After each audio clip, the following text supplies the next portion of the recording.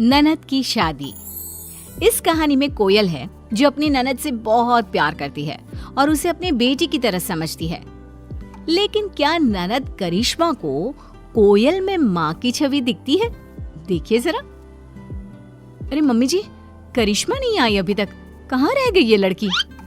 अरे वो अपनी सहेलियों के साथ बाजार गई हुई है। मैं आ गई। पता है भाभी, आज शॉपिंग करने में कितना मजा आया। देखो, मैं आपके लिए भी कुछ लाई हूँ। कितनी खूबसूरत है ये साड़ी। ये तो बहुत महंगी होगी। अरे क्या जरूरत थी इसे मेरे लिए लाने की?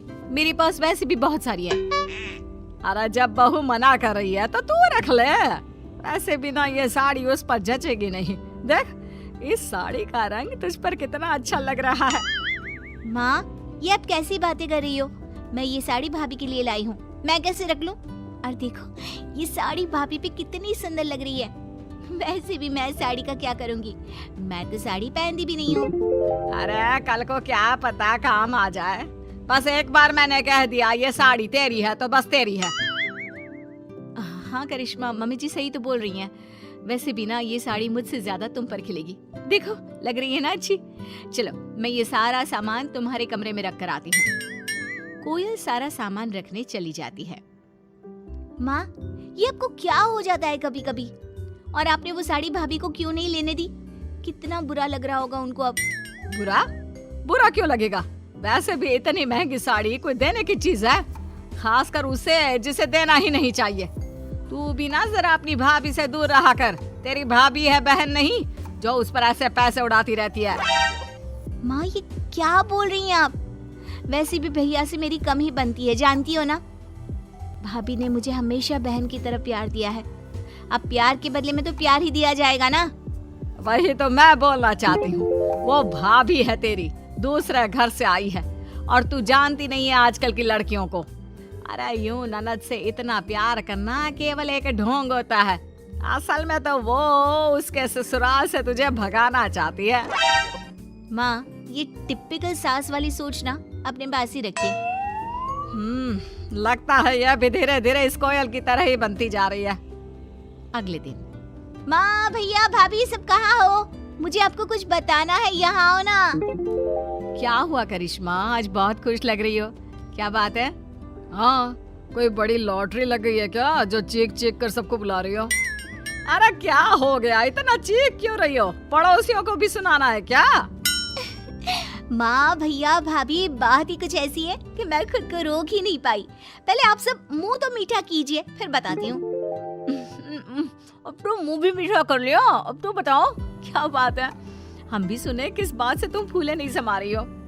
पता है, जॉब में बॉस ने मेरा प्रमोशन किया है।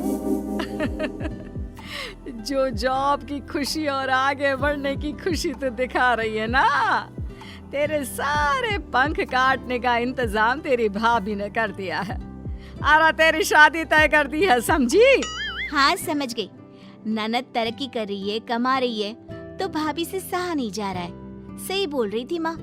भाभी मुझे जल्द से जल्द घर से निकालने की कोशिश कर रही है। अरे नहीं करिश्मा, ऐसी कोई बात नहीं है। लड़का बहुत अच्छा है। अरे ऐसा रिश्ता हो जाए ना तो समझो कि मजा ही आ जाएगा जिंदगी में। पता है कि लड़का, लेकिन ये क्या, भाभी की बात सुनने के लिए ननद तैयार ही नहीं थी। भाभी, आप ना रहने दीजिए। माँ सही कहती है, आप भी बाकी भाभीयों की तरह मुंह पर कुछ और पीठ पीछे कुछ और। आप मुझे इस घर से जल्द रफा दफा करना चाहती हो ना? अरे नहीं, तुम गलत समझ रही हो। गलत तो मैं आपको पहले समझ रही थी।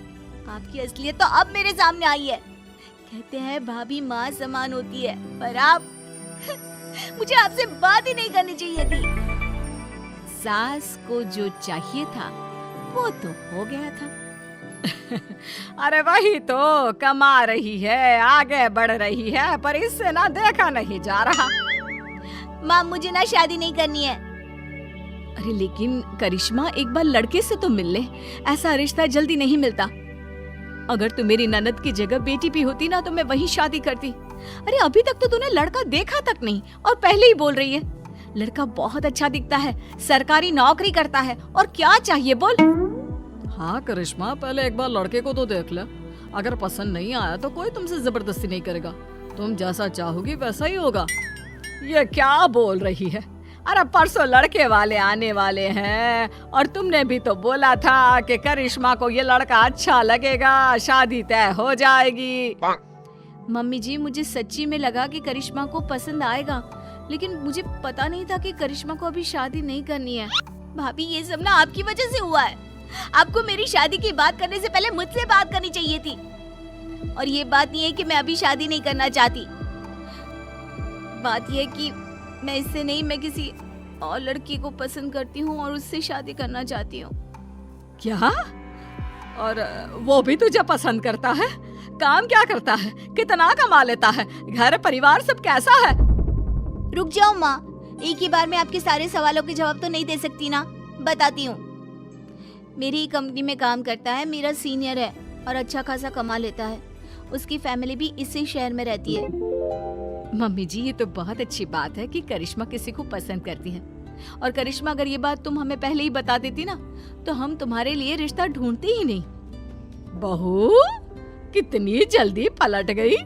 अभी मेरे साथ थी, अचानक से करिश्मा की साइड चली गई।